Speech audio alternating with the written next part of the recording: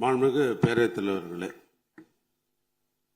இது சம்பந்தமாக நம்முடைய பொதுப்பணித்துறை அமைச்சர்கள் என்னென்ன சட்ட நடவடிக்கை எல்லாம் ஏற்கனவே திராவிட முன்னேற்றங்களும் சரி அதிமுகவும் இது தொடர்பாக என்னென்ன விளக்கங்கள் பெற்றது, என்னெல்லாம் உச்சநீதிமன்றத்தில் எல்லாம் விளக்கமாக எடுத்து சொன்னார்கள்.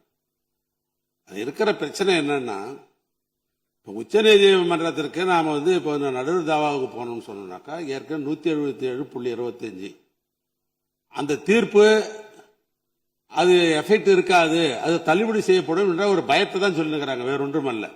ஆனால் 177.25 அதை பொறுத்த அளவுக்கு என்னன்னா அது பெரிய விளக்கெல்லாம் கொடுத்துட்டாங்க.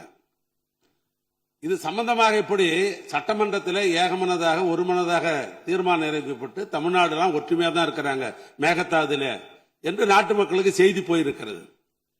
கர்நாடகத்தை அப்படிதான் செய்தி போயிருக்கிறது. இதுபடி சட்டமன்றத்திலே எதிரும் புதிருமாக இது சம்பந்தமாக நாம் தொடர்ந்து விவாதம் செய்து கொண்டிருந்தோம் என்று சொன்னால் தமிழ்நாடு இதிலே ஒற்றுமை இல்லை என்ற நிலை கர்நாடகத்துக்கு ஒரு பெரிய தைரியத்தை உருவாக்கிவிடும்.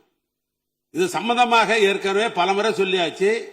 நாங்க இந்த திருத்தம் கொண்டு வருவது கூட என்ன சொன்னோம்னாக்கா, எங்களுடைய சீனியர் கவுன்சில் வச்சு டெல்லியில இருக்கிற சீனியர் கவுன்சில் எல்லாரையும் வச்சு அலசி பார்த்து இந்த 177.2க்கும் இந்த தீர்ப்புக்கு இதற்கு சம்பந்தம் இல்லை, இந்த மேகதாதுக்கு என்று தனியாக இது கேட்கலாம் நடுவர் மன்றம் என்று சொன்ன அடிப்படையில் தான் இந்த திருத்தத்தை நாங்கள் கொடுத்தோம்.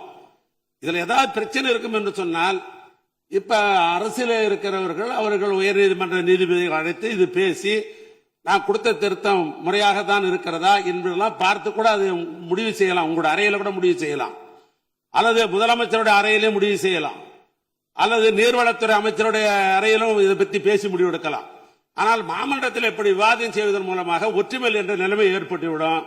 அதனால மீண்டும் சொல்றேன், நாங்க உச்சநீதிமன்றத்தினுடைய நீதிபதிலாம் என்ன தொடர்ந்து ஆட்சியில் இருந்து இது சம்பந்தமாக நாங்கள் பல தாவாக்களை பல வழக்கறிஞர்களை அலசி பார்த்து ஆய்வு செய்துதான் இந்த திருத்தத்தை நாங்கள் கொடுத்திருக்கிறோம். ஆனால் திருத்தம் என்பது ஏற்புடையதுதான். இந்த திருத்தத்தின் மூலமாக பழைய நீதிமன்றத்தில் வழங்கப்பட்ட காவிரி இந்த டிஸ்ட்ரிபியூஷன் இருக்கிற பிரச்சனை இதுல எந்த காரணத்தை கொண்டும் தடைபடாது, அந்த தண்ணீர் வரதான் செய்யும்.